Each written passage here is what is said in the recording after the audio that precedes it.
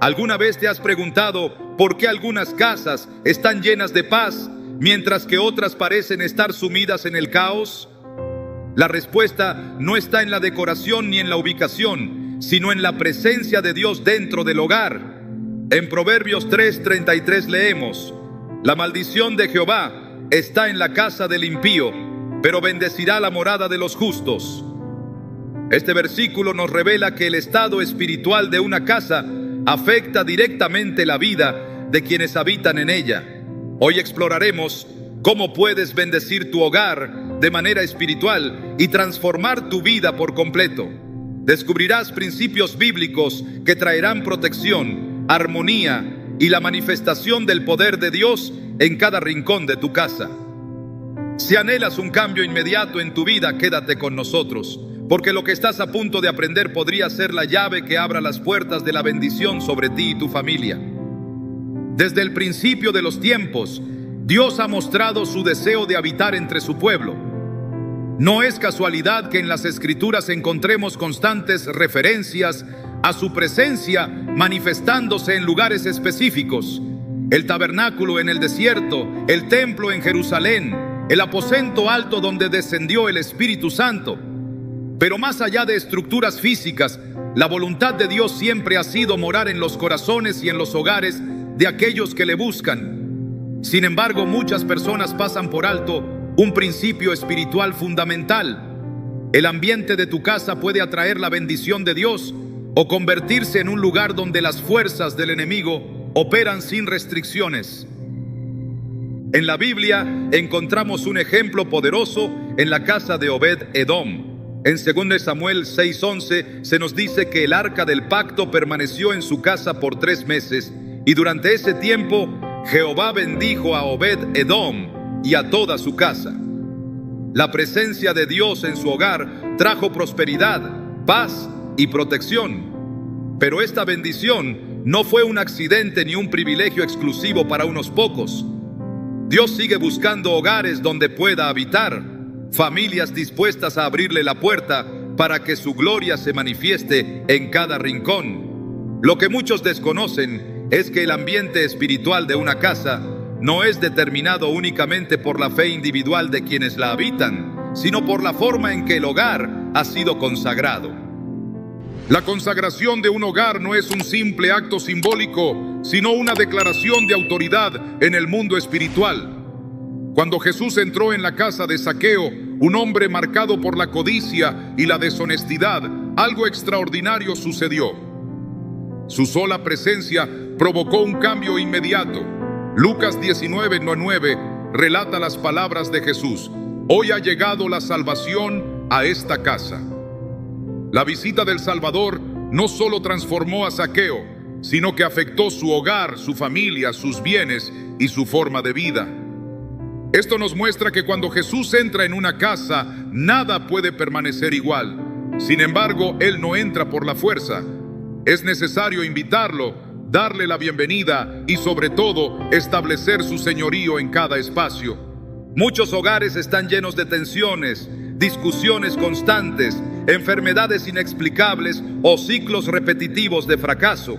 Lo que parece ser un problema cotidiano, muchas veces es el reflejo de una batalla espiritual oculta. Efesios 6:12 nos recuerda que no tenemos lucha contra carne y sangre, sino contra principados, contra potestades, contra los gobernadores de las tinieblas de este siglo. Si el enemigo encuentra una puerta abierta en tu hogar, sea por conflictos no resueltos, prácticas que desagradan a Dios o simples descuidos en la vida espiritual, aprovechará cualquier oportunidad para sembrar discordia y opresión. Pero la buena noticia es que así como un hogar puede estar atado espiritualmente, también puede ser liberado y transformado en un refugio de la presencia de Dios.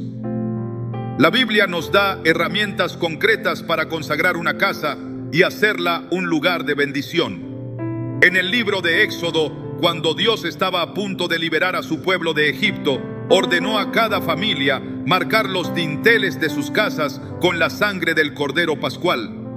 Éxodo 12:13 declara: y veré la sangre y pasaré de vosotros, y no habrá en vosotros plaga de mortandad. Este acto no solo protegió físicamente a los israelitas, sino que estableció un principio espiritual. Un hogar cubierto por la sangre del Cordero está protegido de toda obra del mal. Hoy en día, este principio sigue vigente. La sangre de Jesús es nuestra mayor defensa contra cualquier ataque del enemigo. Al consagrar tu casa, estás declarando que ese espacio pertenece a Dios, que ninguna influencia maligna tiene derecho a operar allí y que la paz de Cristo reinará sobre tu familia. La oración de consagración es más que palabras.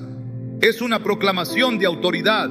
Es decirle a toda potestad contraria que debe marcharse y ceder el territorio al único Rey legítimo, Jesucristo.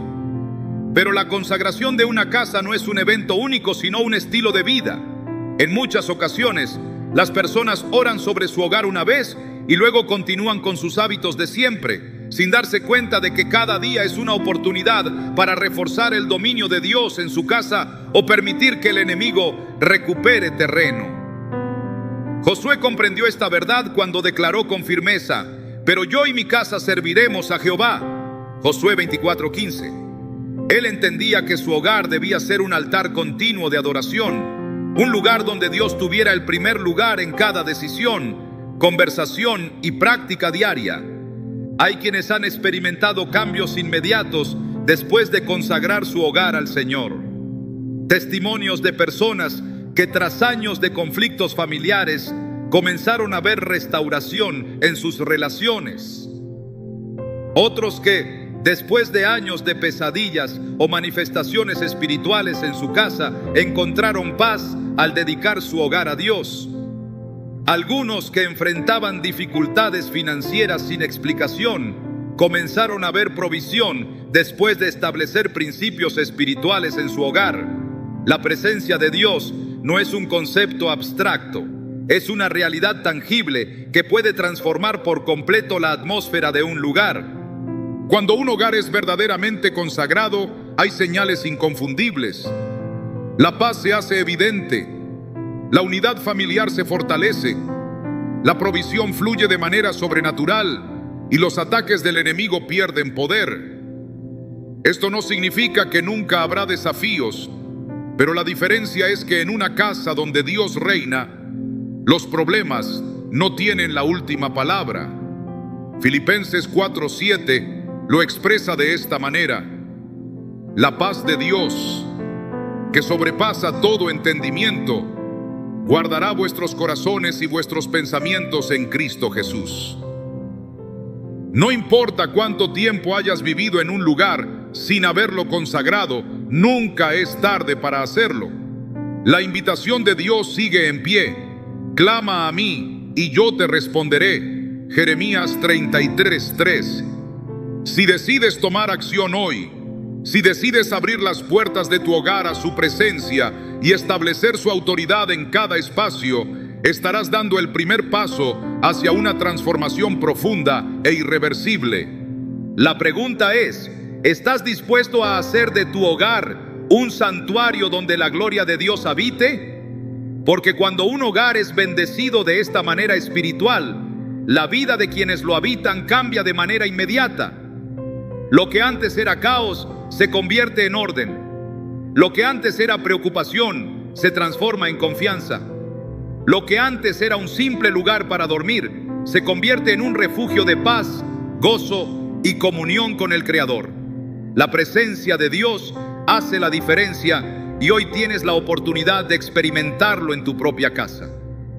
Las palabras que se pronuncian dentro de un hogar tienen el poder de edificar o destruir, de traer bendición o de atraer aflicción. La Escritura nos advierte claramente sobre el peso que tienen las palabras en el mundo espiritual.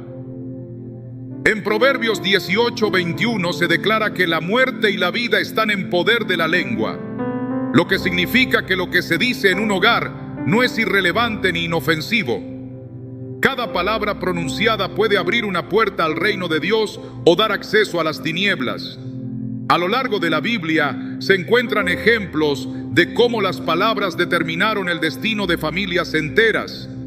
Desde las bendiciones pronunciadas por los patriarcas sobre sus hijos, hasta los decretos divinos que sellaron la prosperidad o la ruina de un pueblo. Las palabras han sido herramientas de poder en la manifestación del propósito de Dios. Uno de los relatos más reveladores sobre el impacto de las palabras en el hogar es el momento en que Isaac bendijo a Jacob. En Génesis 27, Isaac, ya anciano y con la vista debilitada, pronunció palabras proféticas sobre su hijo, creyendo que hablaba con Esaú. Aunque la bendición fue dada por error, tuvo un peso inalterable en la vida de Jacob. Cuando Esaú llegó y pidió ser bendecido, su padre le dijo con pesar: ya le he dado mi bendición y bendecido será. Génesis 27:33. Estas palabras no podían ser retiradas ni revocadas, porque en el mundo espiritual lo que se decreta en autoridad tiene consecuencias reales.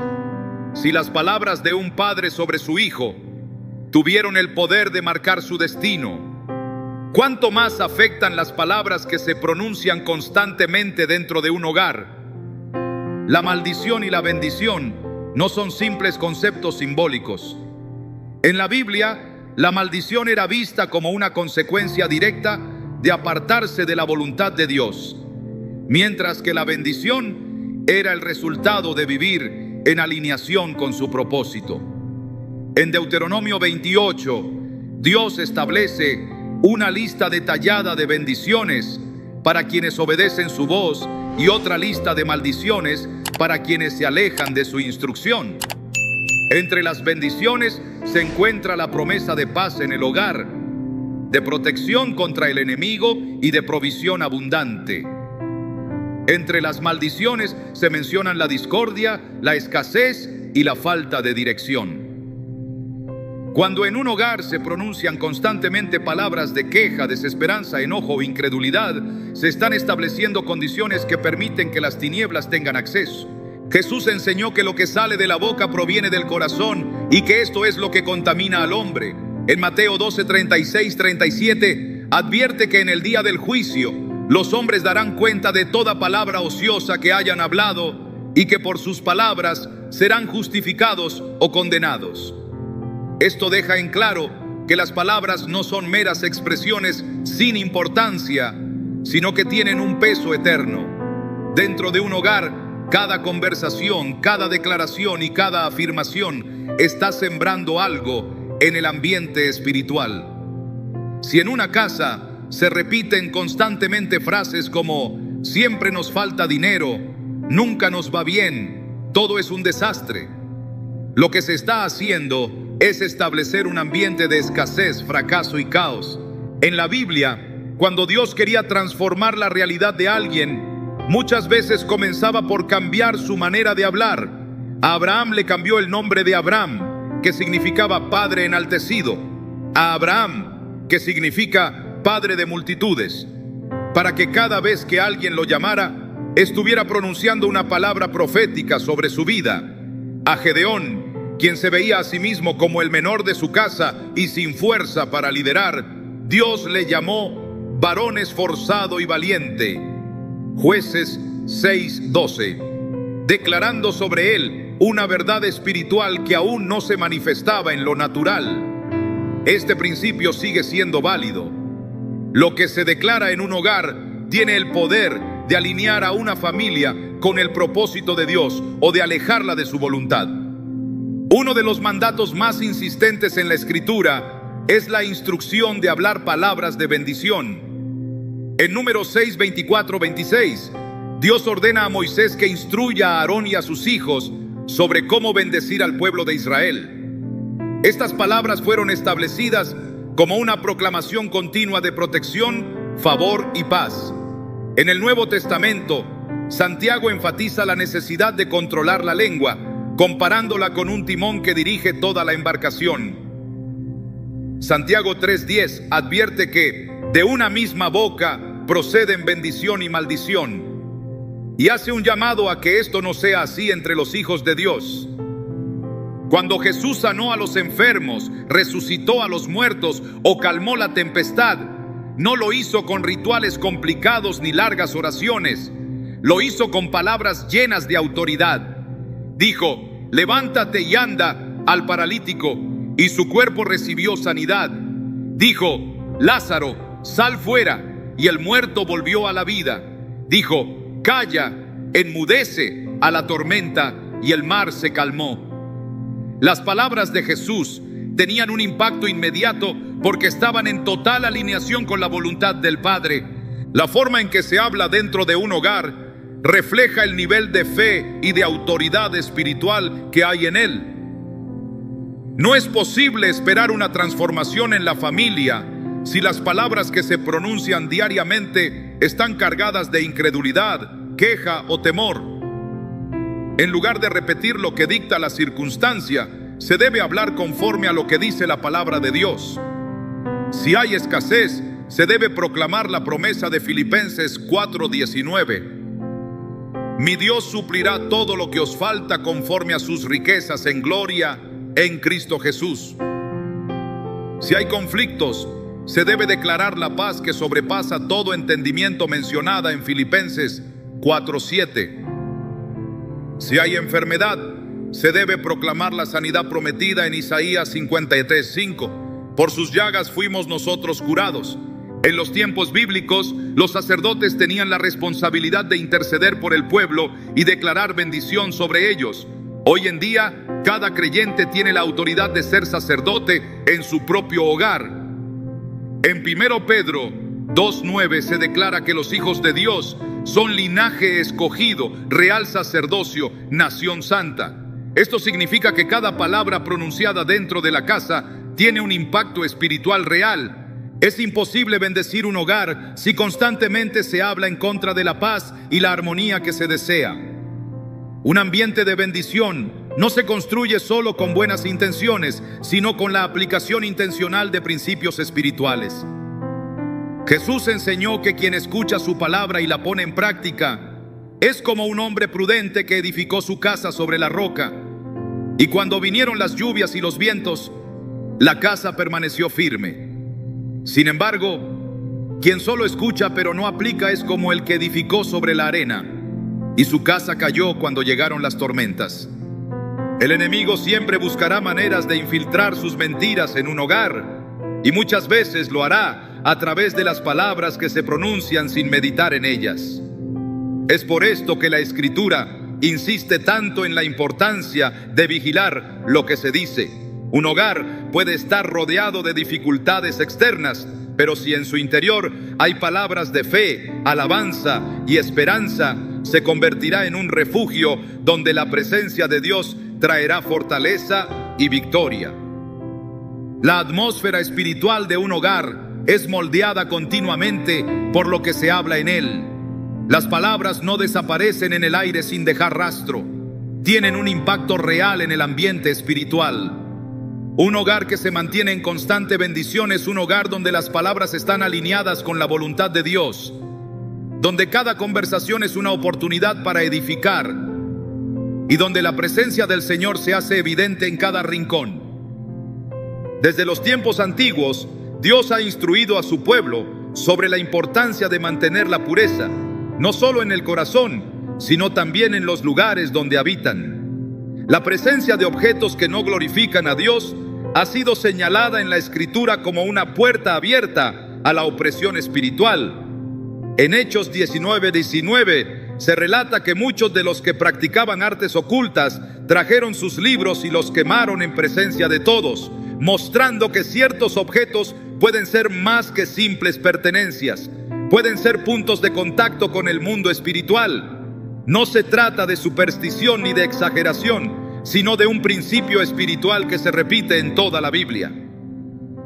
Cuando Dios llamó a su pueblo a la tierra prometida, les advirtió que no debían tomar para sí ningún objeto de las naciones que practicaban la idolatría. En Deuteronomio 7:25-26 Dios ordenó: las esculturas de sus dioses quemarás en el fuego. No codiciarás la plata ni el oro de ellas para tomarlos para ti, para que no te enredes en ello, pues es abominación a Jehová tu Dios.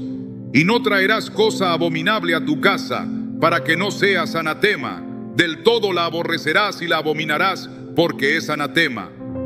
Esto demuestra que ciertos objetos pueden contaminar un hogar y traer consecuencias espirituales.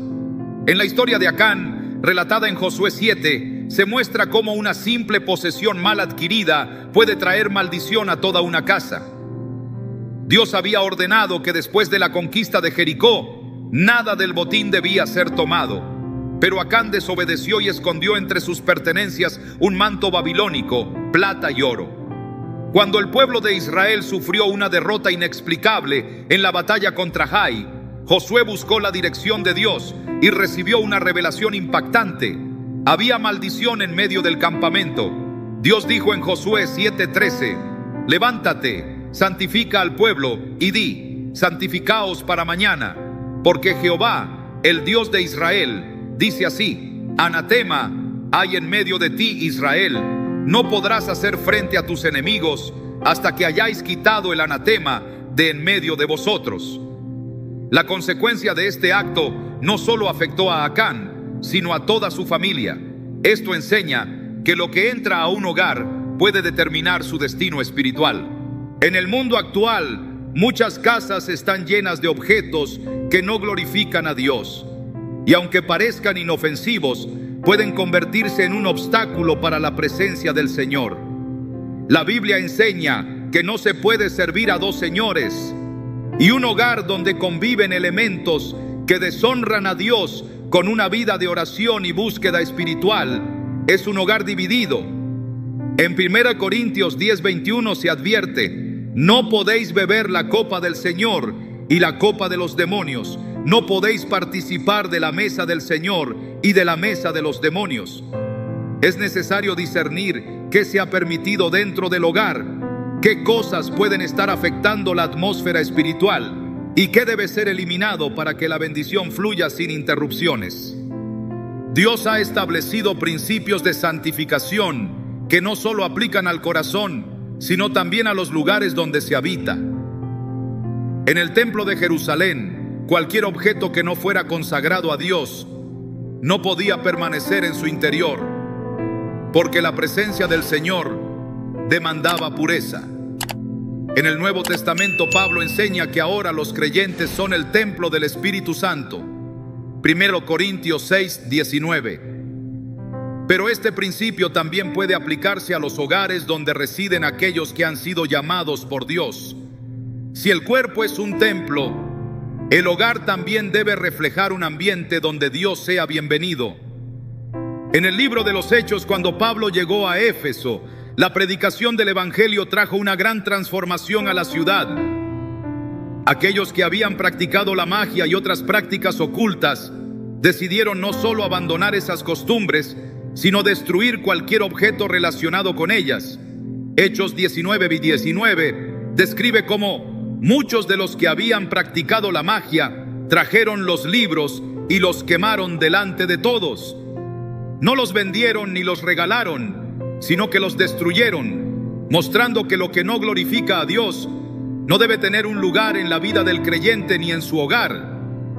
El enemigo siempre ha buscado formas de infiltrarse en los hogares, y una de las maneras en que lo hace es a través de cosas que parecen inofensivas, pero que pueden ser vehículos de opresión. En la historia de Israel, cada vez que el pueblo permitía la entrada de ídolos y objetos relacionados con la idolatría, terminaban alejándose de Dios y sufriendo las consecuencias de su desobediencia. En Jueces 6, cuando Gedeón fue llamado por Dios, lo primero que se le ordenó hacer fue derribar el altar de Baal que su padre tenía en casa y cortar la imagen de Acera. Solo después de destruir esos objetos, Dios lo usó como un instrumento de liberación para su pueblo. La limpieza espiritual de un hogar no es un acto supersticioso, sino una decisión consciente de dedicar cada espacio a Dios. En el Antiguo Testamento, cuando un sacerdote entraba en el templo, debía asegurarse de que todo estuviera consagrado. Si algo impuro entraba, la presencia de Dios no se manifestaba de la misma manera. Este principio sigue siendo relevante. Si un hogar es un lugar de oración, adoración y comunión con Dios, debe reflejar esa realidad en todo lo que contiene. La música, las imágenes, los libros y cualquier objeto que no glorifique a Dios pueden influir en la atmósfera espiritual de un hogar. En Filipenses 4:8 se enseña: por lo demás, hermanos, todo lo que es verdadero, todo lo honesto, todo lo justo, todo lo puro, todo lo amable, todo lo que es de buen nombre, si hay virtud alguna, si algo digno de alabanza, en esto pensad. Si este principio se aplica a los pensamientos, con mayor razón debe aplicarse a lo que se permite dentro del hogar. Dios ha llamado a su pueblo a ser diferente. En 2 Corintios 6:17 se exhorta: salid de en medio de ellos y apartaos, dice el Señor, y no toquéis lo inmundo, y yo os recibiré. La separación de todo lo que no glorifica a Dios no es una opción, sino una necesidad para aquellos que desean experimentar la plenitud de su presencia. Cuando en una casa se toma la decisión de eliminar lo que deshonra a Dios, el ambiente cambia, la paz se establece y la bendición comienza a fluir de manera sobrenatural.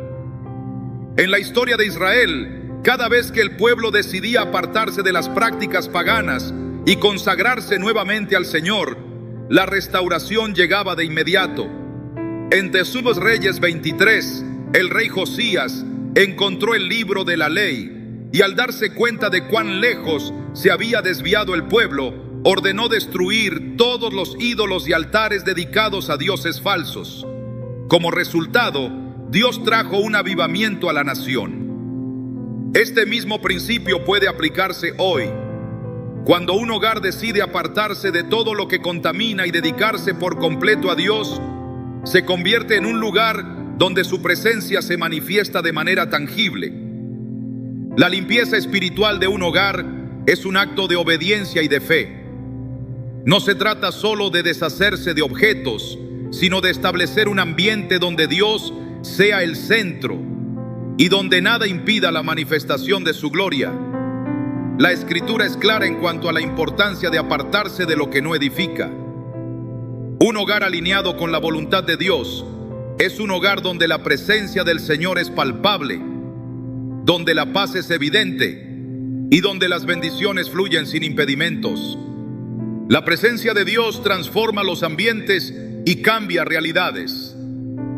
Desde el principio, la adoración ha sido el medio por el cual su gloria se manifiesta de manera tangible.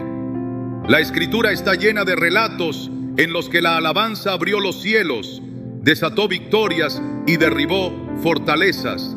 En 2 Crónicas 20, cuando el rey Josafat enfrentó una amenaza imposible de vencer por medios humanos, Dios no ordenó el uso de espadas ni estrategias militares. La instrucción fue enviar a los cantores al frente del ejército, declarando la grandeza de Dios. Mientras adoraban, el enemigo fue confundido y derrotado sin que Israel tuviera que levantar un solo arma. La victoria no fue el resultado de la fuerza humana, sino del poder de la adoración. Este principio sigue siendo válido. Un hogar donde se adora a Dios es un lugar donde su presencia se establece con poder, desplazando todo lo que se opone a su voluntad. El enemigo siempre ha intentado usurpar la adoración que solo le pertenece a Dios. En el desierto, cuando Jesús fue tentado, Satanás no le pidió riquezas ni poder terrenal, le pidió adoración. Mateo 4:9 muestra su intento desesperado: todo esto te daré si postrado me adoras. La respuesta de Jesús fue clara y contundente: al Señor tu Dios adorarás y a Él solo servirás. Mateo 4:10. La adoración es un arma espiritual, pero también es una decisión. Cada casa está llena de sonidos, de palabras, de expresiones que determinan el ambiente espiritual. La pregunta no es si hay adoración, sino a quién está dirigida.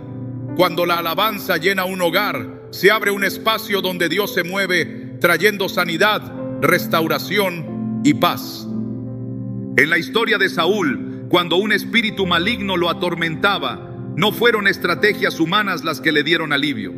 En 1 Samuel 16:23 se narra que cuando David tomaba su arpa y tocaba, el espíritu que perturbaba a Saúl huía y él encontraba descanso. La adoración desata un mover espiritual que no puede ser ignorado. Es por eso que en momentos de angustia, desesperación o confusión, el principio más poderoso es levantar adoración a Dios. Donde hay adoración genuina, no hay espacio para la opresión. La atmósfera cambia, la carga se levanta, el peso de la presencia de Dios se hace tangible. En el Salmo 22:3 se declara que Dios habita en medio de las alabanzas de su pueblo. Su presencia no es atraída por el ruido, sino por corazones que le exaltan con sinceridad. En el tabernáculo de Moisés, la adoración no era una opción, era el ambiente donde Dios se manifestaba. Antes de entrar en el lugar santísimo, los sacerdotes ofrecían sacrificios de alabanza, mostrando que la adoración es la llave para acceder a la presencia del Señor. En el templo de Salomón, cuando los levitas entonaron alabanzas a Dios, la gloria del Señor descendió en forma de una nube, al punto que los sacerdotes no pudieron permanecer de pie. Comía y Crónicas 5, 13, 14 lo describe así: cuando sonaban las trompetas y cantaban todos a una para alabar y dar gracias a Jehová, y alzaban la voz con trompetas, címbalos y otros instrumentos de música, y alababan a Jehová diciendo: porque Él es bueno, porque su misericordia es para siempre. Entonces la casa se llenó de una nube, la casa de Jehová, y no podían los sacerdotes estar allí para ministrar por causa de la nube, porque la gloria de Jehová había llenado la casa de Dios. La adoración no es solo una expresión externa, es una declaración de autoridad en el mundo espiritual. En Hechos 16, 25, 26, Pablo y Silas estaban encarcelados, con cadenas en sus pies y un futuro incierto. En lugar de quejarse, comenzaron a cantar himnos a Dios. En el instante en que su adoración se elevó, un terremoto sacudió la prisión y las cadenas se rompieron. La adoración tiene el poder de abrir puertas que parecían cerradas y de traer libertad donde antes había opresión. Cuando un hogar se llena de adoración, las fortalezas espirituales se derrumban y la atmósfera cambia. Dios ha establecido principios inquebrantables en su palabra. Uno de ellos es que la adoración siempre va acompañada de victoria. En Jericó, las murallas no cayeron por la fuerza humana, sino por la obediencia a un mandato divino. Durante 7 días, los israelitas rodearon la ciudad en silencio y al 7º día levantaron un gran grito de alabanza. Josué 6:20 narra el momento en que las murallas colapsaron y la ciudad fue entregada en sus manos. La adoración no es solo una manifestación de gratitud, es un arma que desata el poder de Dios en lo natural y en lo espiritual. En la vida de Jesús, la adoración era constante. En Juan 17, antes de enfrentar la cruz, elevó una oración al Padre en la que glorificó su nombre y proclamó la unidad de su pueblo. En el Getsemaní, en el momento de mayor angustia, se postró en adoración, entregando su voluntad al plan divino. Lucas 22:42 registra sus palabras: Padre, si quieres, pasa de mí esta copa, pero no se haga mi voluntad, sino la tuya. La adoración no es solo exaltar a Dios en los momentos de gozo, sino reconocer su soberanía en todo tiempo. La adoración verdadera transforma a quienes la practican. En Isaías 6, el profeta tuvo una visión del Señor sentado en su trono, rodeado de serafines que proclamaban su santidad. En ese momento, Isaías reconoció su propia condición y fue purificado con un carbón encendido del altar. La adoración no deja a nadie igual, trae convicción, santidad y un cambio profundo en el espíritu. En el Nuevo Testamento, Jesús enseñó sobre la verdadera adoración cuando habló con la mujer samaritana junto al pozo. En Juan 4, 23, 24 declaró: Mas la hora viene y ahora es, cuando los verdaderos adoradores adorarán al Padre en espíritu y en verdad, porque también el Padre tales adoradores busca que le adoren. Dios es espíritu, y los que le adoran en espíritu y en verdad es necesario que adoren. La adoración no se trata de un lugar, una tradición o un estilo musical. Es una actitud del corazón, una entrega total a Dios que no depende de las circunstancias. En los tiempos de Elías, cuando el pueblo de Israel estaba dividido entre servir a Dios o seguir a los dioses falsos, el profeta desafió a los profetas de Baal en el monte Carmelo. Mientras los adoradores de Baal gritaban y se cortaban, su Dios no respondió. Pero cuando Elías restauró el altar de Jehová y elevó una oración de adoración, el fuego descendió del cielo consumiendo el holocausto. Primero Reyes 18:39 describe la reacción del pueblo. Viéndolo todo el pueblo se postraron y dijeron: Jehová es el Dios, Jehová es el Dios. La adoración verdadera revela el poder de Dios y desenmascara todo lo que es falso. El enemigo intentará silenciar la adoración, porque sabe que donde hay alabanza genuina, el poder de Dios se manifiesta. En los tiempos del rey Nabucodonosor, se ordenó que todos se inclinaran ante la estatua de oro. Sin embargo, Sadrach, Mesach y Abednego se rehusaron porque solo adoraban al Dios verdadero.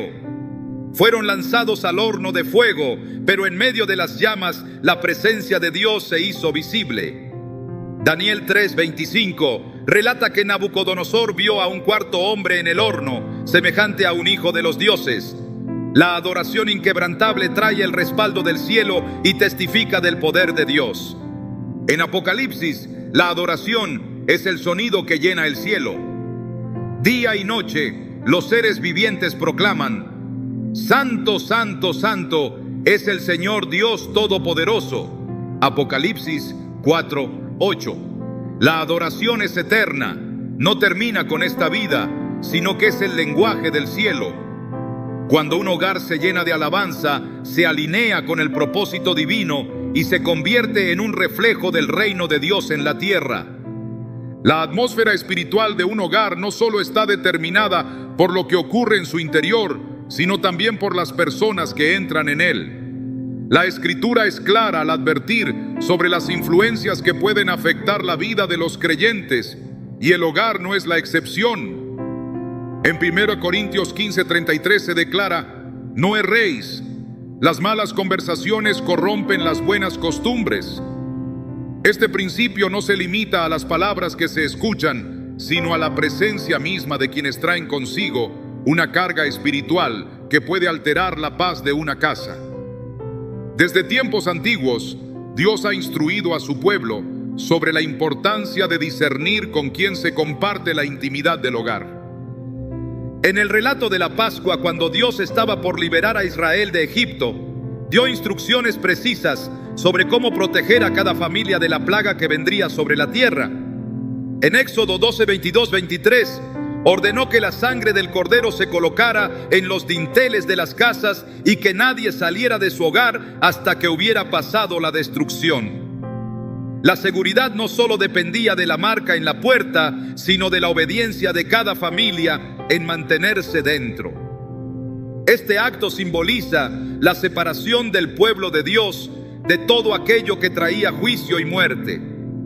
Cuando una casa está consagrada, no se puede permitir que cualquier influencia entre y altere lo que Dios ha establecido en ella. En el ministerio de Jesús hubo ocasiones en las que estableció límites claros sobre quiénes podían estar presentes en ciertos momentos.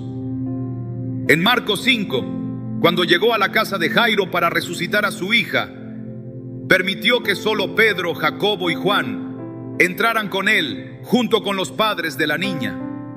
Antes de realizar el milagro, sacó a todos los que se burlaban y dudaban, dejando solo un ambiente de fe. La presencia de ciertas personas puede impedir el mover de Dios, así como la incredulidad en Nazaret limitó los milagros que Jesús pudo hacer allí.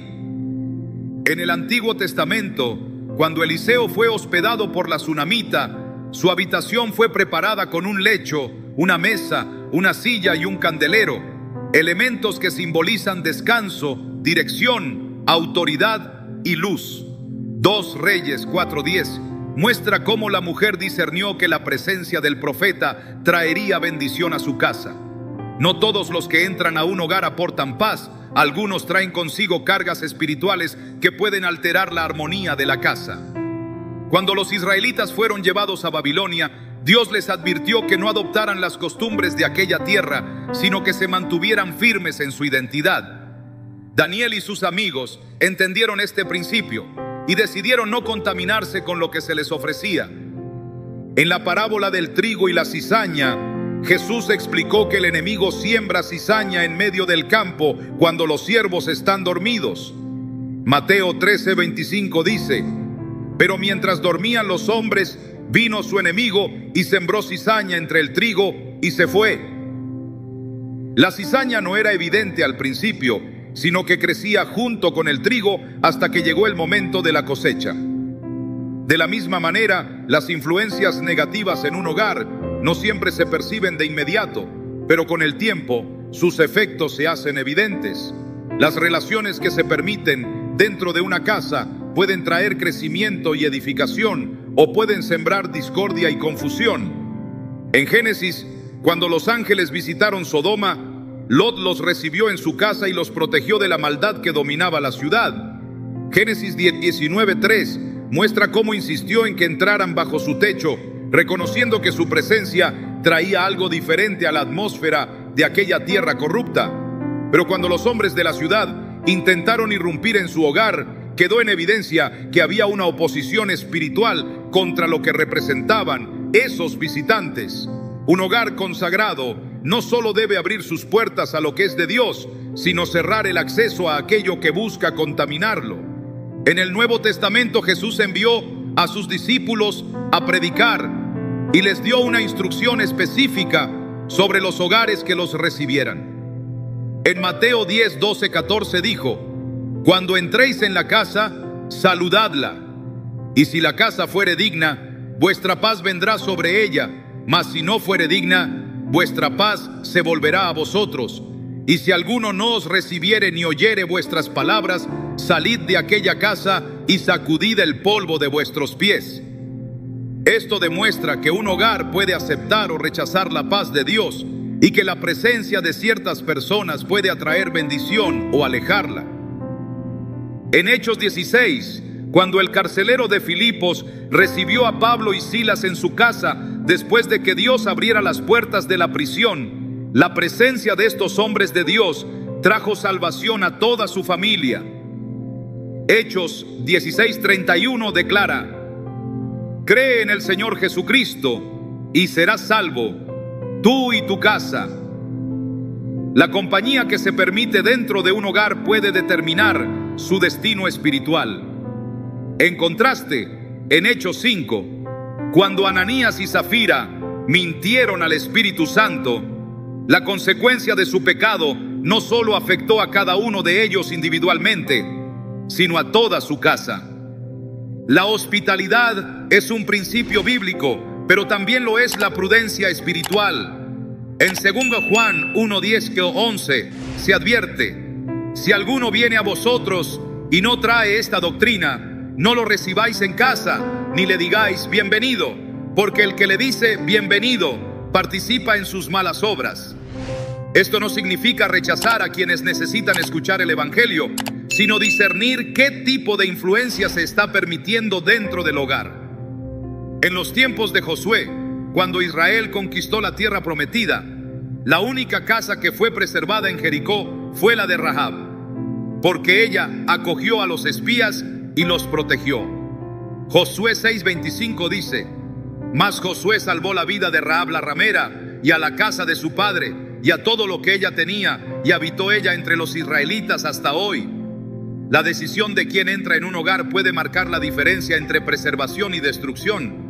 En Proverbios 22:24-25 se aconseja: no te entremetas con el iracundo, ni te acompañes con el hombre de enojos, no sea que aprendas sus maneras y tomes lazo para tu alma.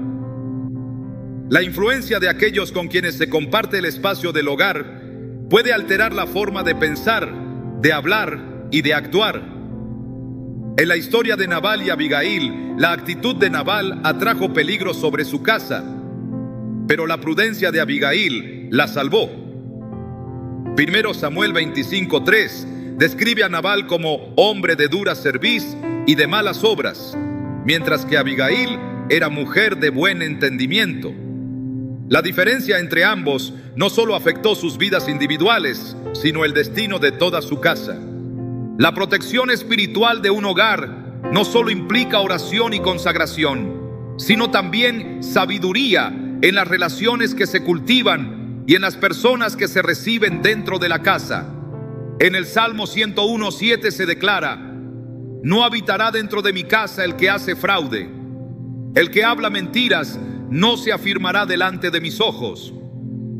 David comprendió que lo que se permite dentro del hogar afecta la presencia de Dios en él. Cuando en un hogar se establece un ambiente donde la presencia del Señor es prioridad, no hay espacio para influencias que traigan división, confusión o contienda. En el relato de la última cena, Jesús compartió la mesa con sus discípulos, pero entre ellos estaba Judas, quien ya había entregado su corazón a la traición. En Juan 13:27 se menciona que después de recibir el bocado, Satanás entró en él y Jesús le dijo: lo que vas a hacer, hazlo más pronto. En ese momento, Judas salió y el ambiente en la habitación cambió. Juan 13:30 enfatiza: y era ya de noche. Su salida marcó el inicio de la consumación del plan de redención, pero también revela que no todos los que están dentro de un hogar caminan en la misma dirección espiritual. La Escritura enseña que un hogar alineado con la voluntad de Dios es un refugio de paz, un lugar donde su presencia se manifiesta sin obstáculos. Discernir las influencias que entran en él es esencial para que esa paz permanezca y para que la bendición continúe fluyendo. La protección espiritual de un hogar no ocurre por accidente, ni es el resultado del azar.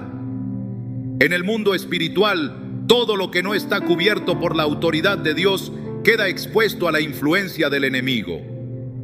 Desde los tiempos antiguos, el Señor ha revelado el principio del cerco de protección que rodea a quienes caminan en obediencia y consagran su morada a su nombre. En Job 1:10, Satanás mismo reconoció que Job tenía un cerco de protección alrededor suyo, de su casa y de todo lo que poseía. Este cerco no era físico, sino una barrera espiritual que impedía que el enemigo tocara lo que Dios había bendecido. Pero este principio no solo se aplicaba a Job, sino a todo aquel que camina bajo la cobertura del Altísimo y hace de su hogar un territorio donde la presencia de Dios es la autoridad máxima. Desde el Éxodo, Dios estableció instrucciones claras para que su pueblo se mantuviera bajo su protección.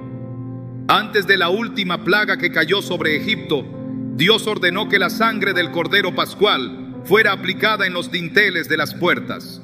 Éxodo 12:13 declara: y veré la sangre y pasaré de vosotros, y no habrá en vosotros plaga de mortandad cuando hiera la tierra de Egipto.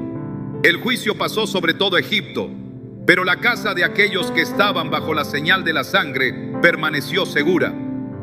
Este acto no solo simbolizaba la redención futura en Cristo, sino que también mostraba la importancia de establecer un límite espiritual sobre el hogar, separándolo del mundo y asegurando la cobertura divina sobre quienes habitan en él. La autoridad espiritual en el hogar ha sido diseñada por Dios para proteger contra las acechanzas del enemigo. En la Biblia, cada vez que la casa de un hombre justo era establecida bajo los principios divinos, se convertía en un refugio de bendición. Pero cuando se permitía la entrada del pecado y la idolatría, la protección se levantaba y las consecuencias eran inevitables. En Josué 6, cuando los muros de Jericó fueron derribados, la única casa que permaneció en pie fue la de Rahab, porque había hecho un pacto con los espías y había señalado su casa con un cordón de grana. Josué 6:25 confirma: mas Josué salvó la vida de Rahab la ramera, y a la casa de su padre, y a todo lo que ella tenía. Su hogar fue marcado como un lugar apartado, y por esa razón, cuando todo lo demás fue destruido, su casa permaneció firme.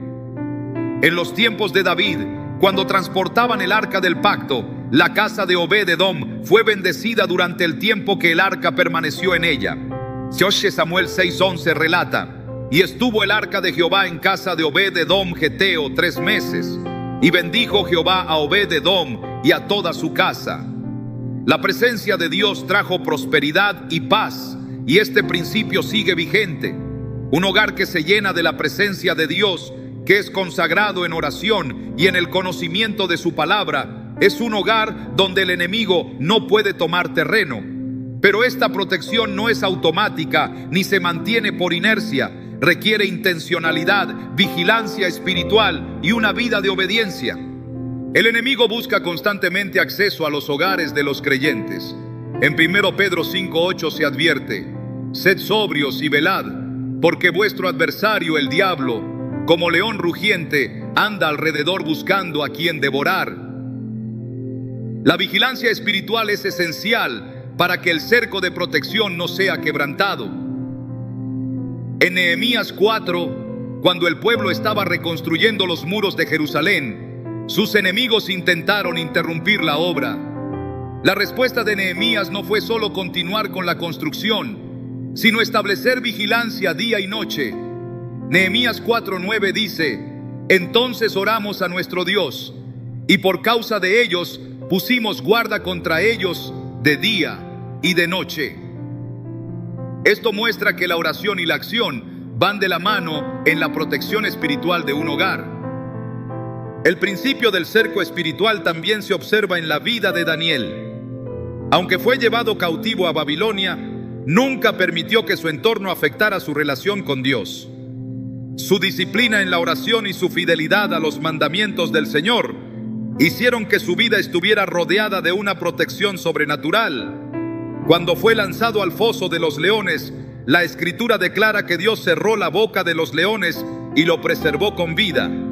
Daniel 6:22 dice: mi Dios envió su ángel, el cual cerró la boca de los leones para que no me hiciesen daño.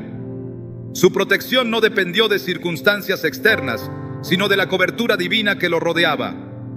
En el Nuevo Testamento, Jesús enseñó sobre la importancia de edificar la casa sobre la roca para que resistiera cualquier tormenta.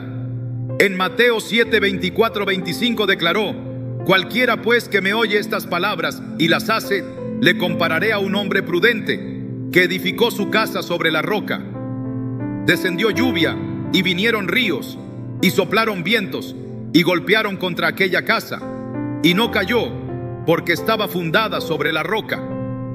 Un hogar que es construido sobre la obediencia a Dios es un hogar que permanece firme ante cualquier adversidad.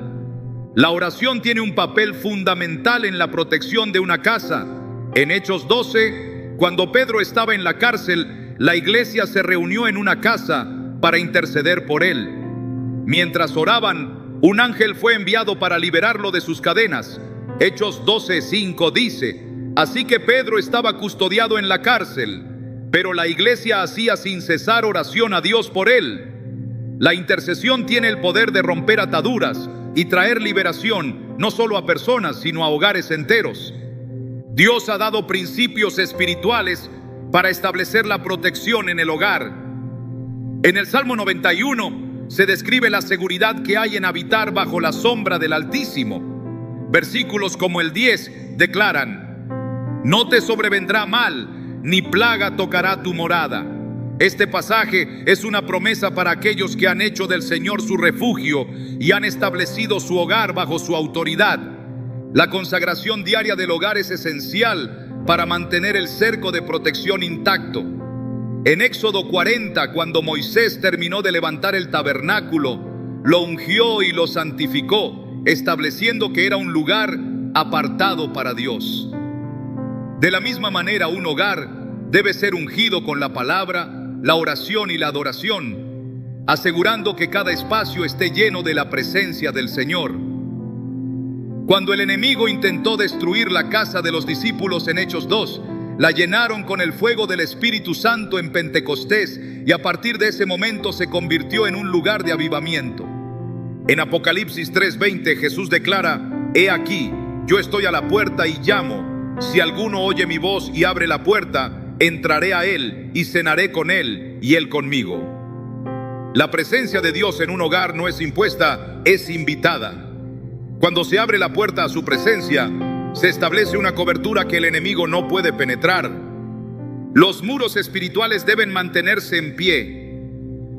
En el tiempo de Ezequiel, Dios lamentó que no había quien se interpusiera en la brecha para edificar un muro de protección sobre su pueblo. Ezequiel 22:30 dice: y busqué entre ellos hombre que hiciese vallado y que se pusiese en la brecha delante de mí a favor de la tierra, para que yo no la destruyese, y no lo hallé. La responsabilidad de interceder por la casa y levantar ese muro de oración recae sobre aquellos que han entendido la importancia de la protección espiritual. Dios ha provisto todo lo necesario para que un hogar sea un refugio seguro, un lugar donde su gloria habite y donde el enemigo no tenga acceso. El cerco espiritual es real y está disponible para todo aquel que decida establecer su hogar bajo los principios divinos. Cuando un hogar es protegido por Dios, nada puede destruirlo, porque la presencia del Señor lo rodea con su favor y su poder. La transformación de un hogar no ocurre por casualidad, ni es el resultado de meros cambios superficiales.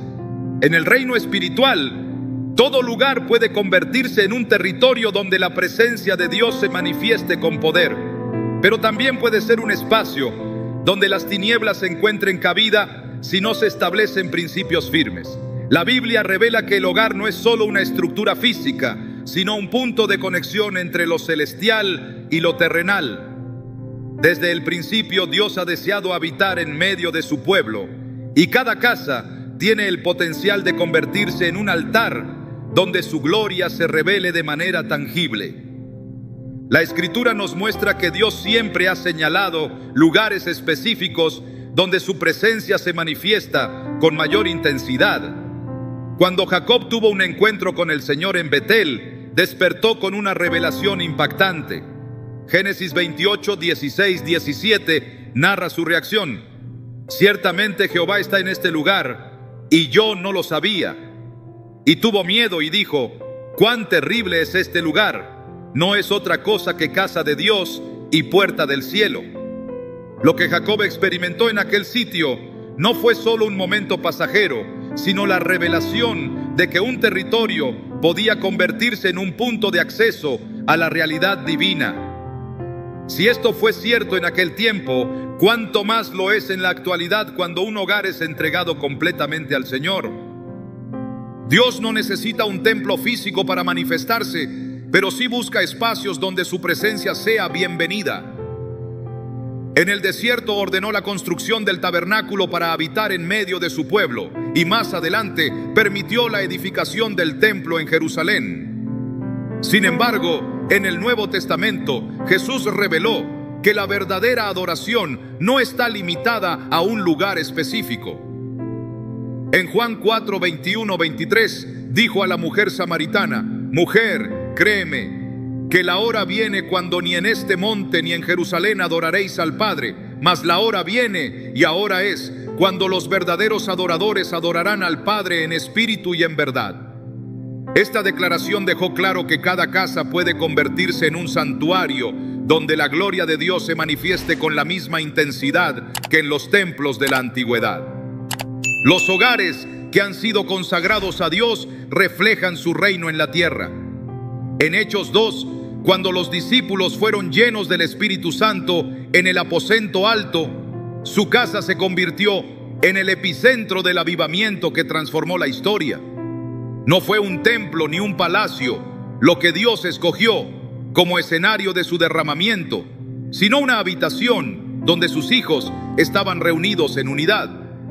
Desde ese momento, las casas de los creyentes se convirtieron en lugares de encuentro con la presencia del Señor.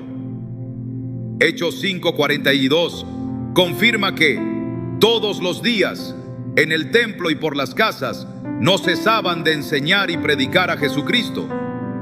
Un hogar que ha sido entregado a Dios no es un simple refugio terrenal, sino un espacio donde su presencia se mueve con libertad.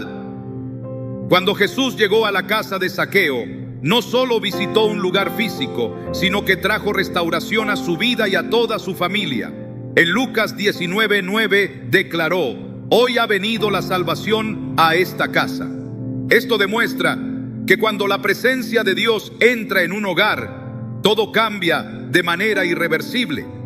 La salvación no es solo un acto individual, sino una transformación que impacta a todos los que habitan en un mismo espacio. Lo que ocurre en el interior de un hogar tiene consecuencias eternas, porque Dios ha diseñado la familia como el núcleo donde su propósito se desarrolla y se extiende a las generaciones futuras. El enemigo comprende la importancia de un hogar alineado con Dios y por ello siempre ha intentado distorsionar su propósito. Desde el huerto del Edén, la estrategia de Satanás ha sido infiltrarse en la intimidad de la familia para desviar el destino que Dios ha diseñado. Génesis 3 muestra que el ataque del enemigo no ocurrió en un templo ni en un altar, sino en el hogar original de la humanidad. La serpiente no interrumpió un momento de adoración en el cielo, sino que ingresó al espacio donde Adán y Eva habitaban, introduciendo el engaño en medio de su vida cotidiana. Desde entonces, la lucha por el ambiente espiritual de cada hogar ha sido constante. En Malaquías 2:15, Dios revela que uno de sus propósitos en la unidad familiar es preservar una descendencia santa. ¿No hizo Él uno, habiendo en él abundancia de espíritu? ¿Y por qué uno? Porque buscaba una descendencia para Dios. Cuando un hogar está alineado con su voluntad, se convierte en un instrumento para la formación de generaciones que reflejan su gloria. Los hogares en los tiempos bíblicos no eran solo lugares de descanso, sino escenarios donde Dios hablaba y obraba. En el libro de los Reyes, cuando la viuda de Sarepta recibió al profeta Elías en su casa, experimentó un milagro de provisión que sostuvo a su familia en medio de la sequía. En 1 Reyes 17:14, el Señor le prometió: la harina de la tinaja no escaseará, ni el aceite de la vasija disminuirá, hasta el día en que Jehová haga llover sobre la faz de la tierra. Su hogar se convirtió en un punto de milagros porque abrió sus puertas a la voz de Dios. En el Nuevo Testamento, los milagros en los hogares continuaron de manera sobrenatural. En Marcos 2, cuando 4 hombres llevaron a un paralítico a la casa donde Jesús enseñaba, no pudieron entrar por la puerta debido a la multitud. En lugar de darse por vencidos, abrieron un espacio en el techo y lo bajaron hasta la presencia del Maestro. Marcos 2:5 relata: al ver Jesús la fe de ellos, dijo al paralítico: hijo, tus pecados te son perdonados. La atmósfera espiritual de esa casa no solo trajo sanidad física, sino también restauración espiritual. En Hechos 10, la casa de Cornelio fue escogida por Dios como el lugar donde los gentiles recibieron el Espíritu Santo por primera vez. Antes de aquel encuentro, Cornelio era descrito como un hombre piadoso que oraba y buscaba a Dios, pero no había experimentado la plenitud de su presencia. Sin embargo, cuando Pedro llegó a su hogar, la manifestación del Espíritu fue tan poderosa que cambió el destino de su familia y abrió la puerta para que la salvación llegara a todas las naciones. Hechos 10:44 dice: mientras aún hablaba Pedro estas palabras, el Espíritu Santo cayó sobre todos los que oían el discurso. Cada hogar que ha sido consagrado a Dios se convierte en un punto de expansión de su reino. En Filipos, la casa de Lidia fue utilizada como un centro de reunión para los creyentes. En Hechos 16:15 se menciona que después de ser bautizada, insistió en que Pablo y sus compañeros se quedaran en su hogar. Lo que comenzó como una simple hospitalidad se convirtió en una puerta para que el evangelio se extendiera en aquella ciudad. Los hogares que reflejan la gloria de Dios no solo son bendecidos, sino que se convierten en canales de bendición para otros. La presencia de Dios en una casa no se limita a quienes la habitan, sino que afecta a cada persona que cruza su umbral. En Isaías 32:18, el Señor promete: mi pueblo habitará en morada de paz, en habitaciones seguras y en lugares de reposo. Esta promesa es para todos aquellos que hacen de su hogar un espacio donde su presencia es la prioridad. Dios ha dado a cada persona la responsabilidad de establecer su hogar como un territorio donde su presencia sea el fundamento. La Escritura revela que la casa de un justo es un faro de luz en medio de un mundo de tinieblas. Proverbios 3:33 advierte: la maldición de Jehová está en la casa del impío, pero bendecirá la morada de los justos. Un hogar alineado con los principios divinos no solo experimenta su bendición, sino que se convierte en una manifestación tangible de su reino en la tierra. La pregunta final es clara: ¿qué tipo de hogar se está edificando? Cada decisión, cada acción y cada palabra que se pronuncia dentro de una casa determina el ambiente espiritual que reinará en ella. Dios ha puesto delante de cada persona la posibilidad de hacer de su hogar un refugio de su presencia, un altar donde su gloria se revele, un espacio donde su paz gobierne y su favor se manifieste.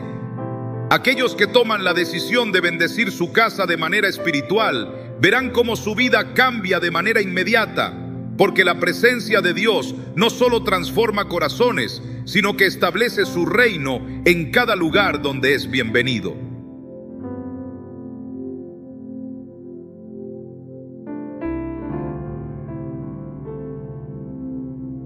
Únete a nuestra misión para llevar la palabra de Dios al mundo.